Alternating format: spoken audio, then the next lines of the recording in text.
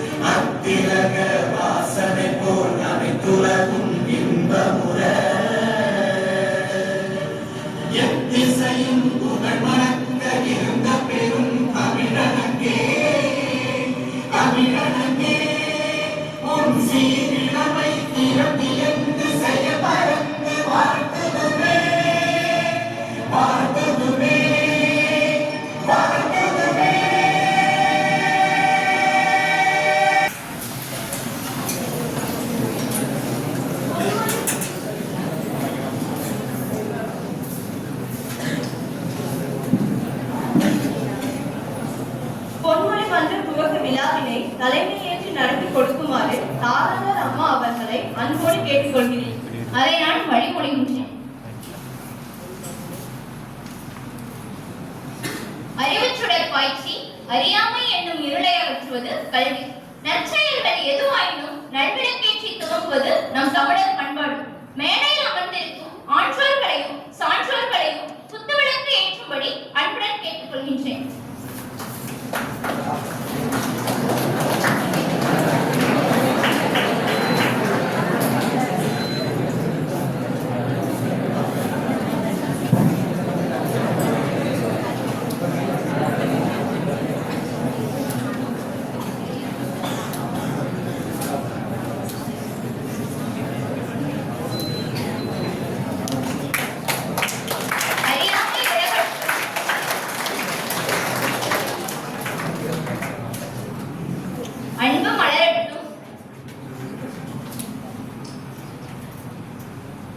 ஒற்றுமை தொடங்கட்டும்.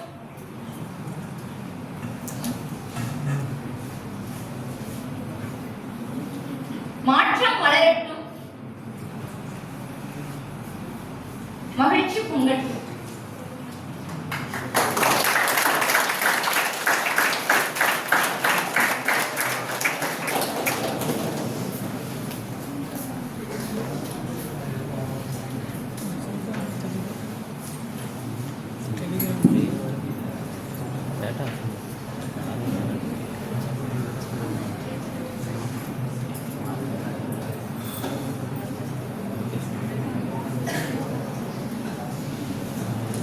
பூவுக்கு அழகு மனம், நாவுக்கு அழகு நயம், பாவுக்கு அழகு பொருள், கடலுக்கு அழகு அலை, கோவிலுக்கு அழகு சிலை, இவ்விழாவிற்கு அழகு வரவேற்பு. அப்படிப்பட்ட வரவேற்புரையை நல்க வருகிறார் நமது கல்லூரியின் முதல்வர் முனைவர் ரமேஷ் ஐயா அவர்கள்.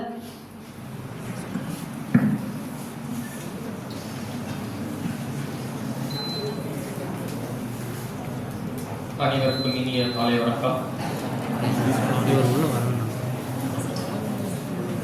கேடில் வெளிச்செல்வம் கல்வி ஒருவருக்கு மாடல்ல மற்றவை என்ற திருக்குறள் உரையில் கூறிய பொருளில் அடிப்படையில் சிறந்த செல்வம் என்பது கல்வி செல்வம்.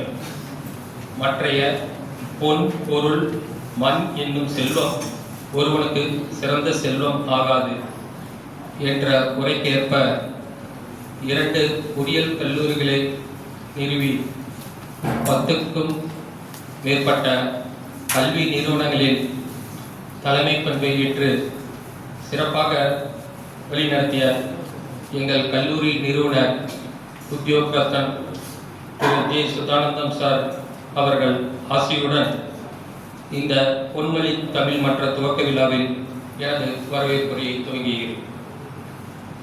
எங்கள் கல்லூரி தாளாளர் பாரத் வித்யா சிறுவன்மணி டாக்டர் வசந்தா சுதானந்தம் அம்மா அவர்களையும் பொன்மொழி மன்ற துவக்க விழாவில் சிறப்புரை ஆற்ற வந்திருக்கும் நமது சிறப்பு விருந்தினர் திரு சி குமார் செல்வராஜ் உதவி பேராசிரியர் மற்றும் பட்டிமன்ற பேச்சாளர் டாக்டர் RNM கல்லூரி மற்றும் அறிவியல் கல்லூரி ஈரோடு அவர்களையும், ஒருங்கிணைப்பாளர் திருமதி பத்மாவதி துணை பேராசிரியர் அறிவியல் மற்றும் வானிலைவியல் துறை, பேராசிரியர் ஜோசப் துறை தலைவர் அறிவியல் மற்றும் வானிலைவியல் துறை, மற்ற துறை தலைவர்கள், பேராசிரியர்கள், மாணவ மாணவிகள் மற்றும் இந்த மன்றத்தின் நிர்வாக பதவியேற்க வந்திருக்கும் மாணவ மாணவிகள் அனைவருக்கும் என் முதற்கண் வணக்கத்தை தெரிவித்துக் கொண்டு இந்த மன்ற துவக்க விழாவிற்கு உங்களை அனைவரையும் மனதார வரவேற்கிறேன்.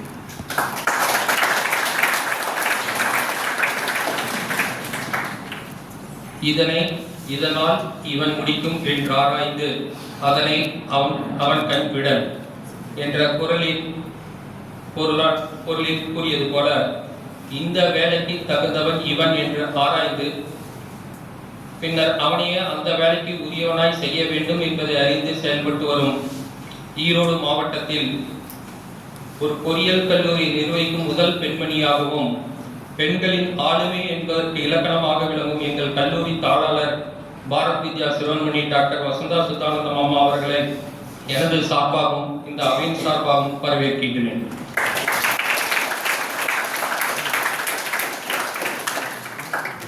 நான் நலம் என்னும் நலனுடைமை அந்நலம் யான் நலத்து உள்ளதும் அன்று என்ற குரலின் குறையானது நாவண்ணம் என்னும் சிறப்பை பெற்றிருப்பது ஒரு தனிச்சிறப்பாகும். அந்த சிறப்பு மற்ற எந்த சிறப்பினரும் அடங்காத ஒரு சிறந்த சிறப்பாகும். தன் சொல் வளத்தால் பல்வேறு பட்டிமன்றத்தில் சிறந்த பேச்சாளராக விளங்கிய இன்றைய நமது சிறப்பு விருந்தினர் திரு குமார் செல்வராஜ் ஐயா அவர்களை இந்த மன்றத்தின் சார்பாக மனதார வரவேற்கிறேன்.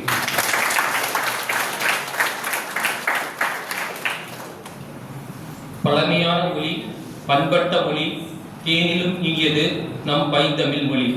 தமிழ் என்றால் எளிமை, தமிழ் என்றால் அழகு, தமிழ் என்றால் அமிழ்தம். இத்தகைய சிறப்பு பெற்ற தமிழ் மொழியை சிறப்பிக்க பொன்மொழி என்ற தமிழ் மன்றத்தை துவங்கி அதன் ஒருங்கிணைப்பாளராக பணியாற்றும் திருமதி பத்மாவதி அவர்களையும் இந்த மன்றத்தின் சார்பாக வரவேற்கிறேன்.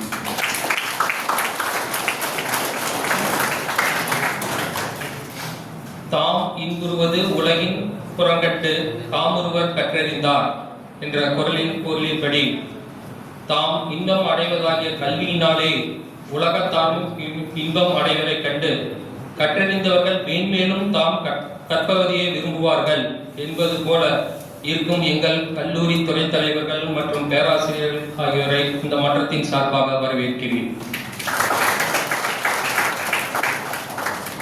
கல்லூரியில் ஆங்கில வழியில் படித்தாலும் தமிழை போற்றும் விதமாக மாணவ மாணவிகளின் தனித்திறமையை ஊக்குவிப்பதற்காக இந்த தமிழ் மன்றத்தை துவங்கும் மன்ற பொறுப்பாளர்கள், மன்ற உறுப்பினர்கள், ஏனைய மாணவ மாணவிகளை அனைவரையும் இந்த மன்றத்தின் சார்பாக வரவேற்கிறேன்.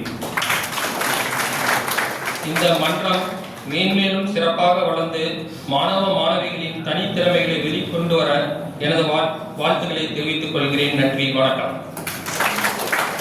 நன்றி ஐயா.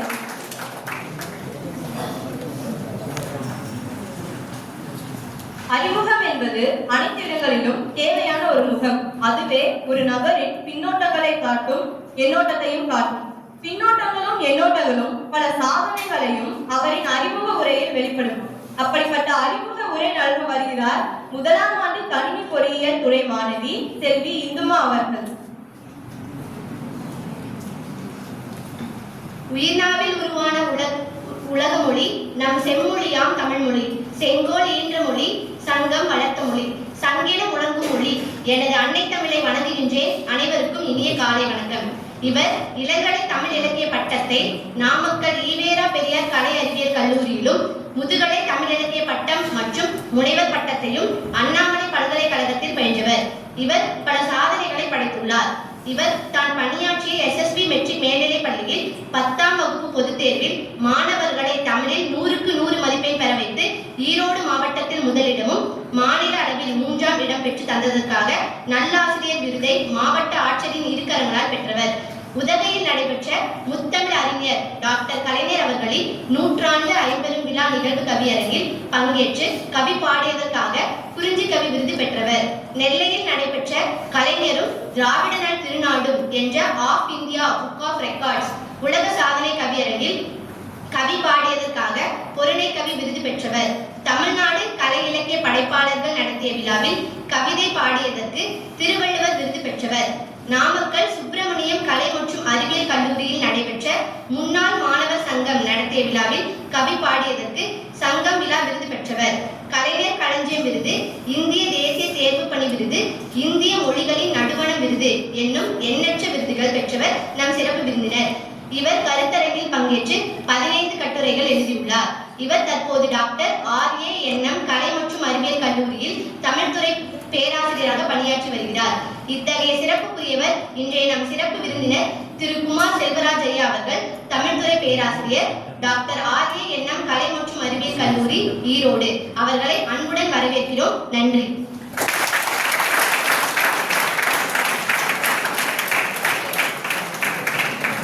நன்றி இந்துமா. நம் கல்லூரியின் தாளாளர் அம்மா அவர்களை சிறப்பு விருந்தினர் ஐயா அவர்களுக்கு நினைவு பரிசு வழங்குமாறு அன்புடன் அழைக்கின்றோம்.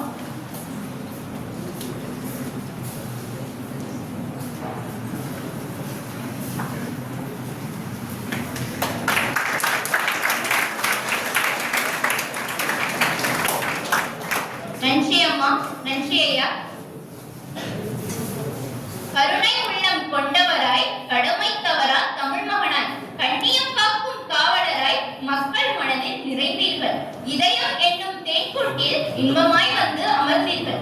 உங்களின் இனிய சொற்கள் எங்களுக்கு இன்பத்தை தான் தரும். இந்த இன்பத்தை நாங்கள் பெற இன்றைய நம் சிறப்பு விருந்தினர் திரு குமார் செல்வராஜ் ஐயா அவர்கள் சிறப்புரை நல்க வருகிறார்.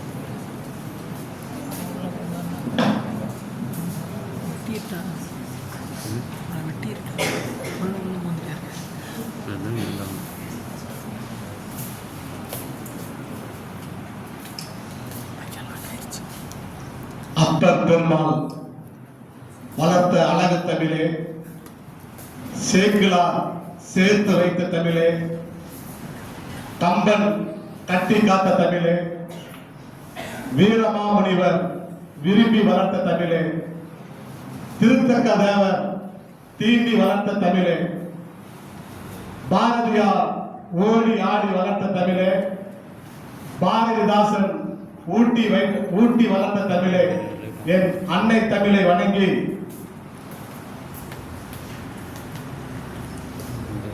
MP நாச்சிமுத்து ஜெகநாதன் பொறியியல் கல்லூரியில் சிறப்பாக நடைபெற்றுக் கொண்டிருக்கின்ற பொன்மொழி மன்ற விழாவிற்கு என்னை சிறப்பாக அழைத்து பேச வைத்ததற்கு இக்கல்லூரியின் நிறுவனர் மதிப்புக்குரிய சுத்தானந்தம் ஐயா அவர்களை என்னுடைய இதயபூர்வமான இந்த இனிய வேளையில் பணிவுடன் வணக்கத்தை தெரிவித்துக் கொண்டு சிறப்பாக நடைபெற்றுக் கொண்டிருக்கின்ற இந்த விழாவிற்கு தலைமை பொறுப்பு ஏற்று அமர்ந்திருக்கின்ற மதிப்புக்கும் மரியாதைக்குரிய மாசற்ற மாமணி, தாயுள்ளம் கொண்ட தாயுமானவர் doctor Vasantha Suthanandam MA BEd இக்கல்லூரியின் தாளாளர் அம்மையார் அவர்களுக்கு என்னுடைய நெஞ்சார்ந்த மகிழ்வான வணக்கத்தை தெரிவித்துக் கொள்கின்றேன். இந்த இனிய விழாவிற்கு வரவேற்புரை ஏற்று வரவேற்புரை நல்கி அமர்ந்திருக்கின்ற இக்கல்லூரியின் வளர்ச்சிக்காகவும் முன்னேற்றத்திற்காகவும் எந்நேரமும் சிந்தித்துக் கொண்டிருக்கின்ற இக்கல்லூரியின் முதல்வர் டாக்டர் ரமேஷ் ME PhD ஐயா அவர்களுக்கு என்னுடைய பணிவான வணக்கத்தை தெரிவித்துக் கொள்கின்றேன். இந்த பொன்மொழி மன்ற விழாவிற்கு வாழ்த்துரை வழங்குவதற்கு பல்வேறு காரணங்களாக வரவில்லை என்றாலும் கூட இந்த இனிய வேளையில் வணக்கத்துக்குரிய திரு M.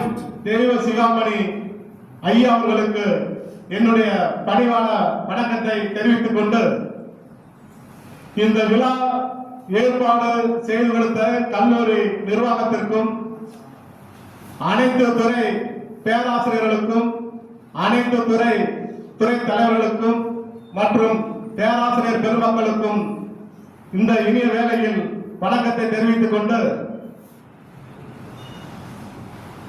நான் கல்லூரிக்கு வருகின்ற போதெல்லாம் வானத்தை அண்ணாந்து பார்ப்பேன்.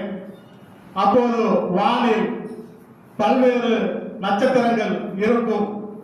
ஆனால் இன்றைக்கு வருகின்ற போது வானத்தை அண்ணாந்து பார்த்தேன், ஒரு நட்சத்திரம் கூட இல்லை. ஆனால் இப்போதுதான் தெரிகிறது, வானில் மின்னிக் கொண்டிருக்கின்ற அத்தனை நட்சத்திரங்களும் இந்த கலையரங்கத்தில் மின்னிக் கொண்டிருக்கின்ற என்னுடைய மாணவ மாணவிகளுக்கும் என்னுடைய நாளை வணக்கத்தை தெரிவித்துக் கொள்கிறேன்.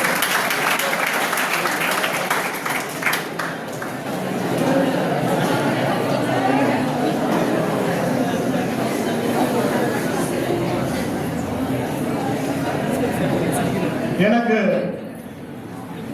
இங்கே கல்லூரிக்கு வருவதற்கு என்னுடைய அலைபேசியில் பேசியவுடன் தமிழ் உதவி பேராசிரியர் அம்மா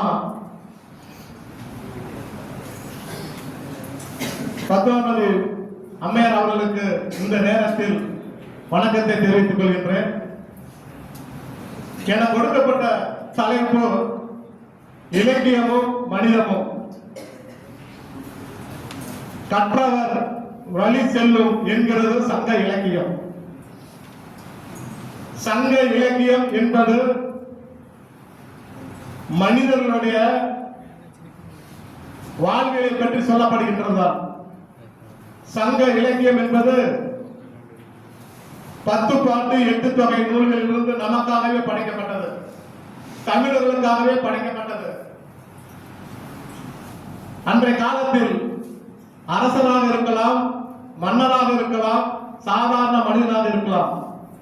அவர்களுடைய மனதிலே என்ன சொல்கிறதோ அவர்கள் வாழ்ந்த வாழ்க்கையை மையப்படுத்தி சொல்லப்படுவதுதான் இலக்கியம். இலக்கியம் என்பது நாம் எல்லோருமே நினைச்சிட்டு இருப்போம், இலக்கியம்னா கஷ்டமா அப்படின்னு. உன்னுடைய வாழ்க்கையை எப்படி தீர்மானிக்கப்பட வேண்டும் என்பதற்காக சொல்லப்படுவதுதான் இலக்கியம். இலக்கியம் மனிதனுடைய வாழ்க்கையை மையமாக கொண்டதுதான் இலக்கியம். மனிதனுடைய சிந்தனைக்கும் உணர்வுக்கும் கற்பனைக்கும் நயமாக இருக்கக்கூடியதுதான் இலக்கியம். ஒரு மனிதன் மனிதனாக வாழ்வதற்கு, ஒரு மனிதன் மனிதனாக வாழ்வதற்கு,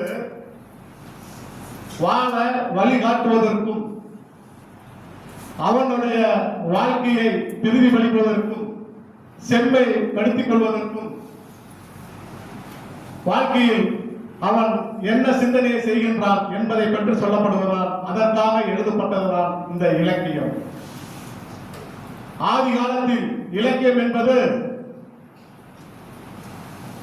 தனி ஒரு மனிதன் அவன் பெற்ற இன்பமும் மகிழ்ச்சியும் துன்பமும் வருத்தத்தையும் பிறரோடு பகிர்ந்து கொள்வதற்காக சொல்லப்பட்டதுதான் எழுதப்பட்டதுதான் இந்த இலக்கியம்.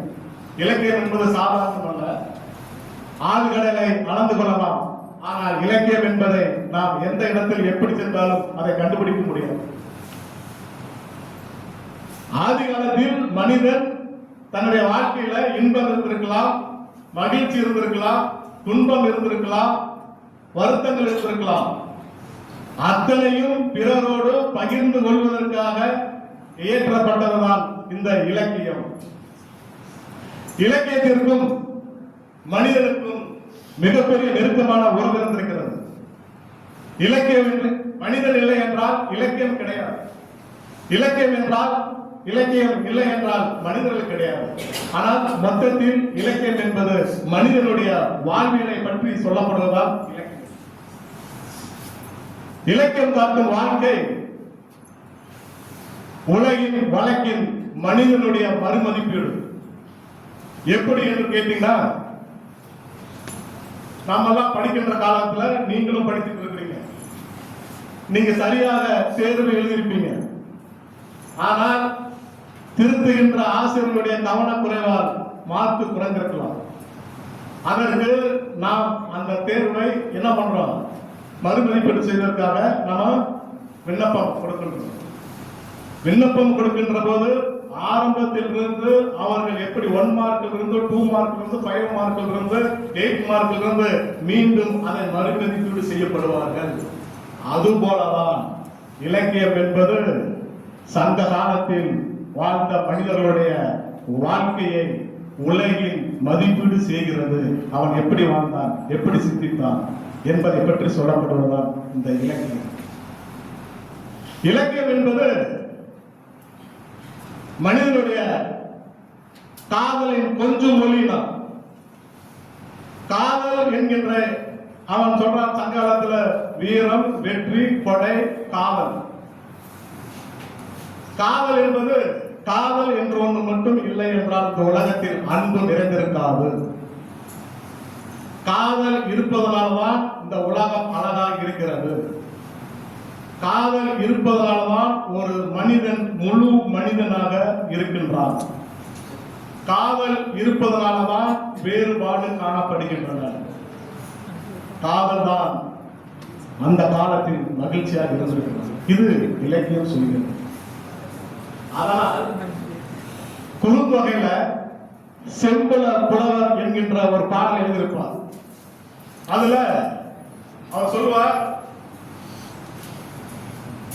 யாவும் யாவும் யாரோ வியரோ எந்தையும் நுந்தையும் எம்முறை கேளு யானும் நீயும் அவ்வளே எதிரும் செம்புல பெயர் நீர் போல அன்புடைய நெஞ்சம் தாம் கலந்தனவே அப்படின்னா செம்புல புலவர் சொல்றார், அன்பு எப்படி நிறைந்திருக்கிறது, அன்பை எப்படி பிரிக்க முடியாது. அது எப்படி வேணாலும் இருக்கலாம், அவர் நல்லவனாக இருக்கலாம், கெட்டவனாக இருக்கலாம், அவர் எப்படி வேணாலும் இருக்கலாம். ஆனால் அன்பு வைத்துட்டா பிரிக்க முடியும். சங்க இலக்கியம் நான் சொல்லல, சங்க இலக்கியத்தில் சொல்கிறது, யாவும் யாவும் யாரோ வேறோ எந்தையும் நுந்தையும் எவ்வொலி தேவீர் யானும் நீயும் அவ்வொலி அதினும் செம்புல பெயர் போல அன்புடைய நெஞ்சம் தாம் கலந்தனவே. எங்க அப்பா யாருன்னு தெரியாது, உங்க அப்பா யாருன்னு தெரியாது, உங்களுடைய அம்மா யாருன்னு தெரியாது, என்னுடைய அம்மா யாருன்னு தெரியாது, நீ யாருன்னு தெரியாது, நான் யாருன்னு தெரியாது. ஆனால் நம்முடைய நெஞ்சம் கலந்துருக்கணும், அதை பிரிக்க முடியாது. அது எப்படின்னு பாத்தீங்கன்னா, வானத்தில் இருந்து விழுகின்ற மழை நீரானது செம்மண் நிலத்தில் விழுந்து ஒன்றாக கலக்கின்ற போது எப்படி மண்ணையும் வானத்தில் இருந்து விழுகின்ற மழை நீரையும் பிரிக்க முடியாதோ அதே போலதான் அன்பு நிறைந்திருக்கின்றன. அன்பு இருப்பதனால்தான் இன்னைக்கும் இந்த உலகத்துல இன்னைக்கு நிலை பெற்று இருக்கின்றன. இலக்கியம் சொல்ற, இலக்கியம் சொல் நயம், பொருள் நயம், வாசநயம் வாய்ந்ததாக கற்பவர் உள்ளத்தை மகிழ்விக்க வேண்டும் என்பதற்காகத்தான். கற்பவர் என்றால் படிப்பவர். அவர்களுடைய இலக்கியத்தை படிக்க படிக்க படிக்க அவருடைய உள்ளம் மகிழ்விக்க வேண்டும். அதற்காக எழுதப்பட்டதுதான் இந்த இலக்கியம். ஒரு நாள் மறைமலை அடிகளார் தமிழ் புலவர் அவர்கள் நோய்வாய்ப்பட்டு காய்ச்சல் ஏற்பட்டு அவர் வீட்டில் இருக்கின்றார்.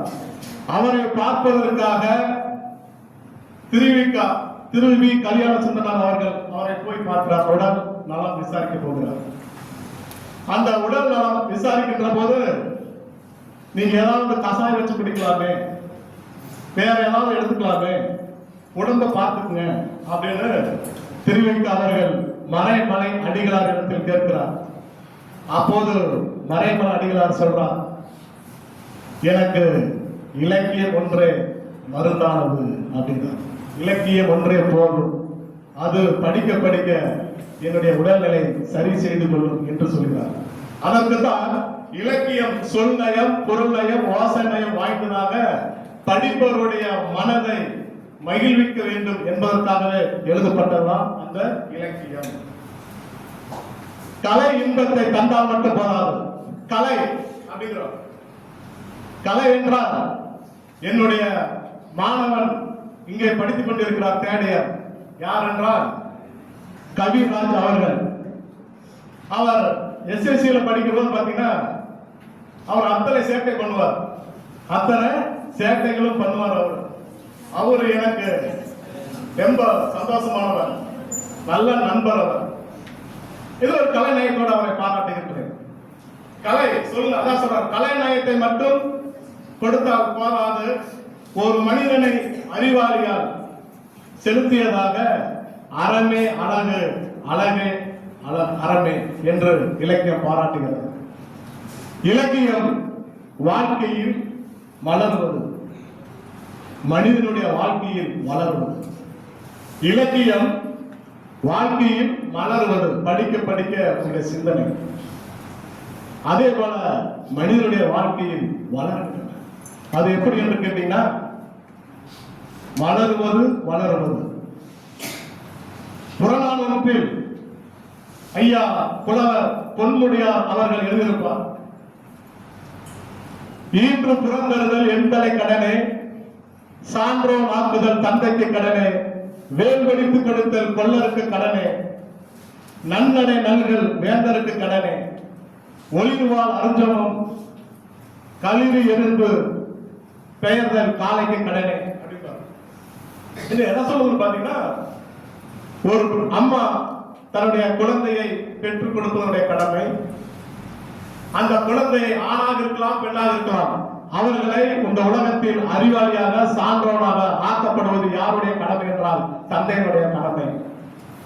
போர்க்களத்திற்கு செல்கின்ற போர் வீரர்களுக்கெல்லாம் கூர்மையான ஆயுதங்களை அச்சடித்து கொடுப்பது யாருடைய கடமை என்றால் கொல்லருடைய கடமை.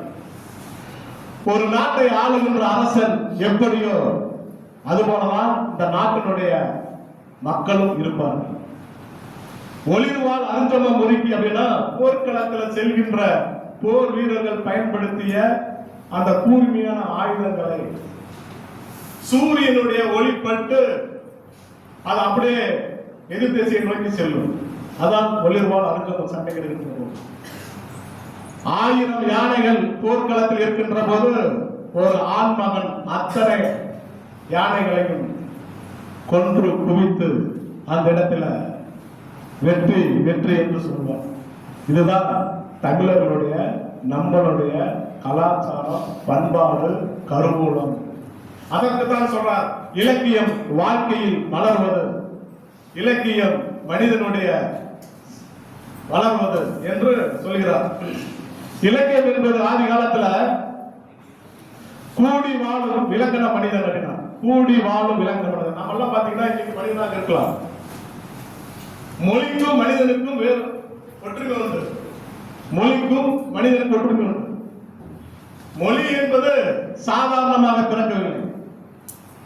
மொழியே தெரியாத போது நம்மளுடைய எண்ணங்களை, ஆணாக இருக்கலாம் பெண்ணாக இருக்கலாம், அவர்களுடைய மனதில் எண்ணங்கள் இருக்கும். அதை எப்படி மற்றவர்களுக்கு தெரியப்படுத்த வேண்டும் என்பதற்காக அவன் சில பாறைகளிலும் கற்களிலும் குறியீடு இருக்கும். அப்ப குறியீடின் மூலமாக அப்போதுவே மனிதன் சிந்தித்தான். சிந்திக்கின்ற போது இதை எதை காட்டுகிறது, இதை எதை காட்டுகிறது என்று புரிந்து கொண்டு தன்னுடைய வாழ்க்கையை, சங்க காலத்துல தன்னுடைய வாழ்க்கையை அவன் அர்ப்பணித்தான். மனிதன் மொழி வருவதற்கு முன்னால அவன் மரங்களில் ஏறுகின்றான். மரங்களில் ஏறுகின்ற போது தன்னுடைய மரத்திலிருந்து கீழே விழுகின்றான். கீழே விழுகின்ற போது அவன் ஒரு சத்தம் இடுகின்றான். அந்த சத்தம் எப்போது ஏற்பட்டது? விபத்தினால் ஏற்பட்டதுதான் மொழி பிறந்தது என்று இலக்கியம் சொல்கிறது. இல்லை, அந்த விபத்து ஏற்படவில்லை என்றால் நம்மெல்லாம் பேச முடியாது. அந்த விபத்தினால் இந்த உலகம் எப்படி விபத்தினால் இந்த உலகம் ஏற்பட்டதோ அதே போலதான் மொழியும் விபத்தினால் ஏற்பட்டதுதான். அப்படி மனிதனாக கூடி மனிதன் என்பது விலங்கு. அப்ப கூடி வாழ்ந்த விலங்கின மனிதன் பிறரோடு சேர்ந்து பழகுகின்ற போது அவர்கள் எப்படி வாழ்கிறார்கள், அவர்கள் எப்படி செயல்படுகிறார்கள், அவர்கள் எப்படி சிந்திக்கிறார்கள் என்பதை பற்றி சொல்லப்படுவதுதான் இந்த சங்க இலக்கியம். இது மனிதனுக்கும் இலக்கியத்துக்கும் உள்ள தொடர்பை பற்றி சொல்லப்படுகின்றன. தாயின் அன்பும் அருளுணர்வும் கடமை பற்றும் தன்னலமற்ற பண்பும் இலக்கியத்தில் இடம் பெறுவதன் மூலம் படிப்பவர் மனிதராக அன்பு. அம்மா என்பது சாதாரண விஷயம் அல்ல. நீங்க நாமெல்லாம் பார்க்கின்ற இருக்கின்ற தெய்வம் அம்மா என்பது. அம்மா கிட்ட சண்டை வாங்க தப்பு கிடையாது, வேற கிட்ட சண்டை வாங்கக்கூடாது. ஏனென்றால் நீ எப்படி இருந்தாலும் ஏற்றுக்கொள்ளக்கூடிய ஒரே மனப்பான்மை உடையவர் யார் என்றால் அம்மா மட்டும்தான். நீங்க எப்படி வேணாலும் இருக்கலாம், உங்க பையன் அப்படி பண்ணிட்டாங்க, பொண்ணு அப்படி பண்ணிட்டாங்க, இப்படி அப்படின்னு எதுவும் சொல்லலாம். ஆனால் இந்த உலகமே சித்தரித்தாலும் கூட அது என்னுடைய பையன், இது என்னுடைய மகன் என்கின்ற பக்குவமாக இருக்கக்கூடிய மனம் யாருக்கு என்றால் தாய். அம்மாவுக்கு மட்டுமே உண்டு. அம்மா இடத்துல நீங்க கேளுங்க, உரிமை உண்டு. வேற யார் இடத்துல கேட்க கூடாது. அம்மா கிட்ட மட்டும்தான் உங்களுக்கு உரிமை உண்டு, கேட்பதற்கு உரிமை உண்டு. அம்மா கிட்ட பேசுவாங்க, நீங்க பேசுகிற அவ்வளவுதான் வாழ்க்கை. ஒவ்வொரு நாளும் கழிந்து கொண்டே இருக்கின்றன மனிதனுடைய வாழ்க்கை. அதுபோல தாயின் அன்பும் அருளுணர்வும் கடமை பற்றும் தன்னலமற்ற பண்பும் இலக்கியத்தில் இடம்பெறுவதன் மூலம் ஒரு மனிதன் மனிதனாக இருப்பான். படிப்போம், படித்தால் மட்டும்தான் நீ எந்த இலக்கை நோக்கி செயல்படுகிறீர்களோ அந்த இலக்கை நோக்கி அழைத்து செல்லக்கூடியது எது என்றால் படிப்பு மட்டும்தான். நிறைய விஷயங்கள் உங்களுக்கு இருந்திருக்கலாம், வருகின்ற போதோ போகின்ற போதோ வீட்டிலேயோ மற்ற எல்லா பக்கமும் எதுவும் இருந்திருக்கலாம். ஆனால் அதையும் தாண்டி நீங்க படிக்க வருகிறதோ பாத்தீங்கன்னா நீங்க ஏதோ ஒரு இலக்கை நோக்கி வந்து கொண்டிருக்கிறீர்கள். என்றைக்காவது ஒரு நாள் அதில் நீங்க வெற்றி பெறுவீர்கள், எனக்கு தெரியும். அதுபோல இலக்கியத்தில் இடம்பெறுவதன் மூலம் படிப்பவரை மனிதராக, மனித நேயம் உடையவராக, மனிதராக வளர்ந்து வாழ்வில் சிறக்க வழிகாட்டுவதாக அமையப்படுவதுதான் இலக்கியமும் மனித நேயமும் என்று கூறி விடைபெறுகிறேன். நன்றி, வணக்கம்.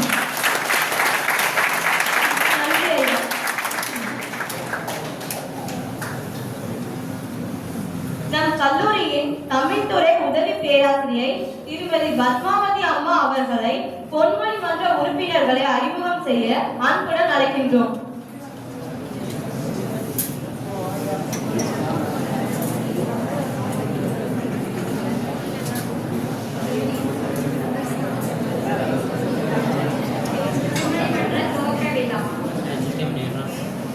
என்னை பெற்றெடுத்த தாய் தமிழுக்கும் என்னை தத்தெடுத்த தாய் மண்ணிற்கும் முதல் கண் வணக்கம். இதன் பொன்மொழி மன்றத்தினுடைய நோக்கம் நம் கல்லூரியின் தாய்மொழியின் பெருமையும், தமிழின் பாரம்பரியத்தையும், தமிழரின் கலாச்சாரத்தையும், மேலும் அறிவு சார்ந்த எண்ணங்களையும் மாணவ மாணவிகளுக்கு ஊக்குவிப்பதுதான் என் பொன்மொழி மன்றத்தினுடைய நோக்கமாகும்.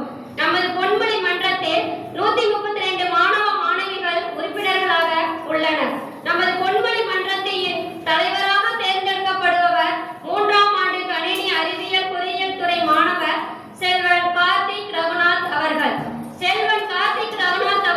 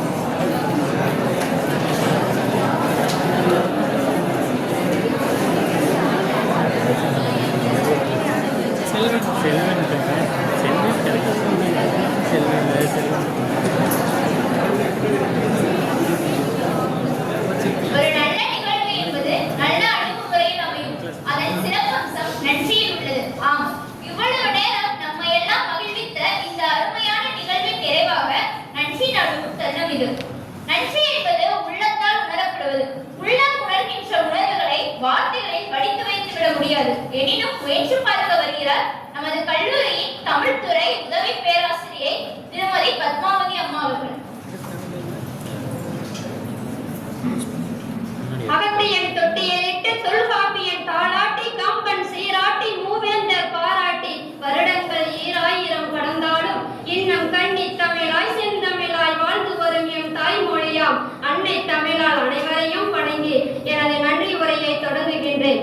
முதலாவதாக பொன்மொழி மன்ற துவக்க விழாவுக்கு வருகை தந்துள்ள ஆளுமையின் இலக்கணமாக விளங்கும் நம் கல்லூரியின் தாளாளர் பாரத வித்யா சிரோமணி டாக்டர் வசந்தா சுத்தானந்தன் அம்மா அவர்களுக்கு நெஞ்சார்ந்த நன்றியை தெரிவித்துக் கொள்கிறேன். நன்றி அம்மா.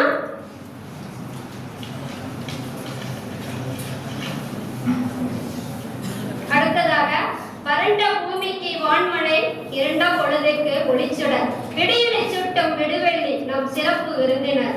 உங்களின் மின்னல் வார்த்தைகள் எங்களுக்கு கண்ணல் அமுதங்கள். உங்கள் பேச்சு எங்கள் காதுகளுக்கு நீங்கள் போர்த்திய கௌரவ பொன்னாடை. திரு குமார் செல்வராஜ் ஐயா அவர்களுக்கு மனமார்ந்த நன்றியை தெரிவித்துக் கொள்கிறேன். நன்றி ஐயா. அடுத்ததாக இந்நிகழ்ச்சிக்கு வாழ்த்துறை வழங்கும் வர முடியாத அளவுக்கு இருந்த வாழ்த்துறை வழங்கும் ஒரு நாத இசை கொட்டுகின்ற நாவுக்கு சொந்தக்காரர் நமது கல்லூரியின் நலம் விரும்பி திரு தெய்வசிகாமணி ஐயா அவர்களுக்கும் இதயபூர்வமான நன்றியை தெரிவித்துக் கொள்கிறேன். நன்றி ஐயா.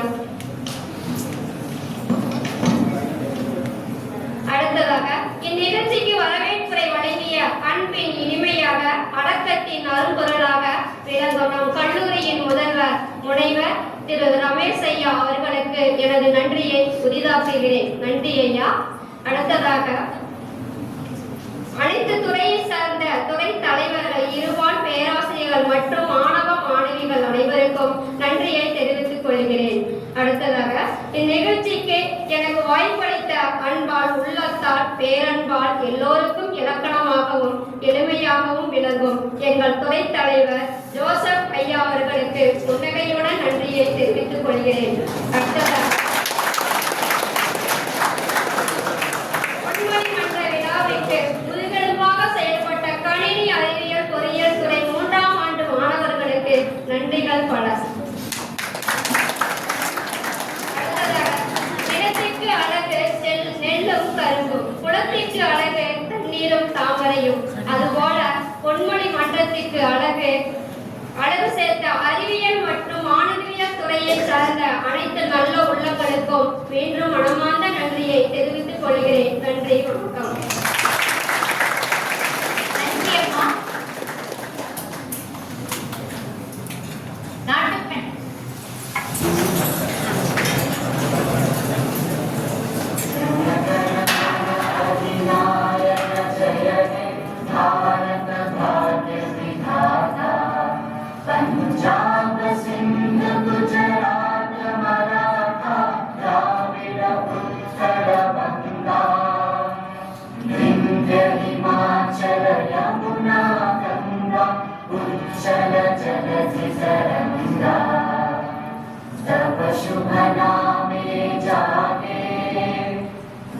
शुभ आशीष मागे जागे तब जय गाथा जन गण मंगलदायक जय हे भारत भाग्य विधाता जय हे जय हे जय